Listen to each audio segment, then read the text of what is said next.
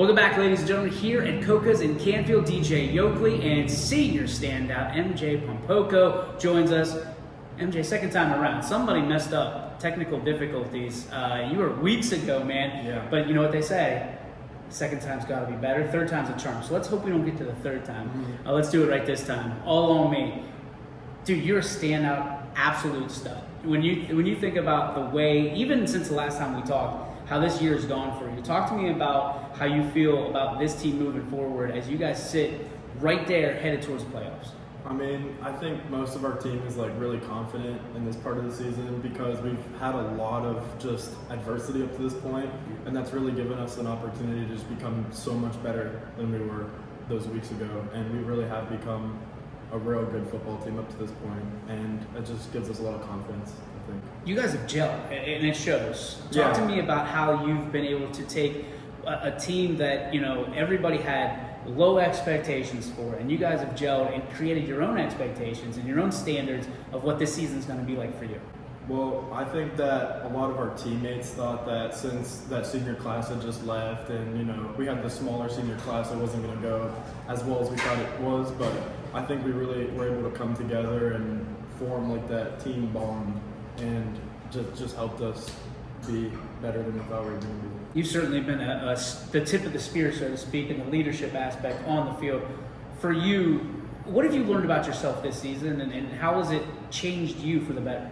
I think one thing I learned about myself was that I tend to influence people, maybe not on purpose, but like, you know, if I'm bringing the energy, I'll notice that like most of the guys around me are bringing the energy too, and that's just something that I never really noticed about myself before, which is pretty good. I know we talked about this last time. For you to suit up, have the cardinal head on your head, have that C in the middle of your chest, what does that mean to you to represent this community? I mean, that's honestly one of the most important and just huge responsibilities that anyone could imagine, because there's so many teams that come before us that have just built this unbelievable Cardinal legacy. And we've had just some crazy Canfield football teams in the past 10 years especially that really just set the standard, and it made Canfield known as, you know, Canfield, like what they are today. You talked about the legacy of this team. What do you want to leave for your legacy when it's all said and done, when you walk across that stage in a few months? I think when I leave, I just want all the current juniors now to remember that they've only got one season left and they've got to play their hearts out every possible chance they get, just to be able to keep that legacy going. Off the field, what do you do for fun? Off the field, I just like to like hang out with my friends, and I like to just drive around with them and Drive around. Yeah. Fair enough. I think last time we had you on, it was for the fair, right? Something like it was Yeah. very close to the fair. So post fair, what is there to do in Canfield? I mean, with your boys, what are you doing? I mean, usually the only thing we really have to do is just like go to someone's house and just like have everyone hang out at one spot, because there really isn't anything like that crazy to do here. But I mean, we have a good time just hanging out amongst ourselves. I feel like it's pretty fun. Are you a movie guy?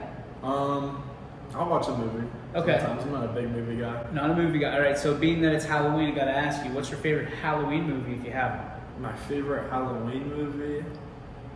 I'm not sure if I even know any Halloween Are you a movies. scary movie guy at all? I like scary movies, but I can't really like select a significant movie that really stood out to me ever that I've watched, I don't think. So, What's the scariest movie you've ever seen? the scariest movie I've ever seen is probably, I think it was like the most recent Conjuring movie. The movie was really weird. All right. What are your biggest fears? Top 3. My biggest top 3 fears, number 1 would probably have to be like if I was getting crushed by something. Ooh. Like that just like freaks me out. Like I don't like when big things are above my head. Okay. And You're not a bunk bed guy. All right. yeah, and I guess like just being stranded at sea, that At freaks sea? me out. Yeah, it's just like really. A lot of like, oceans here in Canfield. I mean, no, but like, when you go to the beach and you swim far out, a shark could just come like attack you. And So you're afraid of sharks, I not stranded at sea. Oh, anything in the ocean is really scary, honestly. I mean, there's some Fair weird enough. stuff in there. They move faster than you. That's fair. My Okay. third fear would probably be like if there were just like an alien invasion, Oh. because then we'd be just screwed. We wouldn't have anything to do. They would just totally take us out. All right, so we're gonna go off script here. Since you're talking about aliens, would you rather fight an alien, tiger, an alligator, or a shark? Ooh. Aliens are nasty, man. They got lasers? Yeah. I'm going to have to go with the tiger on that one. Tiger. Yeah. I feel like I could take a tiger. How would you go about it? I'd probably let it attack me first, and then once I dodge the first attack, I'd probably get on its back and just choke it out. I honestly feel like I could take a tiger. Watch out, tigers. Yeah. Watch out. There's one cardinal that's coming for you. Yeah, especially because we play Holland. Oh, I see. All right. Watch out, tigers. Now it's for real. Don't choke anybody out. I don't think you're allowed to do that. I don't think so. Let's go to the people you admire most, your heroes, your role models. Who are they and why? Definitely my parents, both of them, because they're just very strong people. They're very like, I don't want to say stubborn because that usually sounds bad, but they are like, once they've made their mind about something, it never changes. And I feel like that's just like a really like cool thing to like have in life, where you can't let other people persuade your opinions. Yeah. So I think I admire them the most. What athlete do you feel you're most connected to? I think it would be hard for me to pick out an athlete that I share any similarities with, honestly. Really? Yeah. You're one of a kind. Yeah. The unicorn. Yeah. All right. Talk to me then about what athletes you follow. Who are the athletes that you really admire and you think that, hey, if I could be like that guy, I would be? I mean, I think like the most impressive athletes I like to follow are the younger college sport athletes. Really? Like that one 17-year-old kid on Ohio State. Yep. Just absolutely, I just love to follow that. I think it's crazy that some kid younger than me is like that good at football. It's just amazing. When you look at the youth that have looked up to you, and the little Cardinals and all these guys, little youngsters that are watching you on Friday nights, what does that mean to you?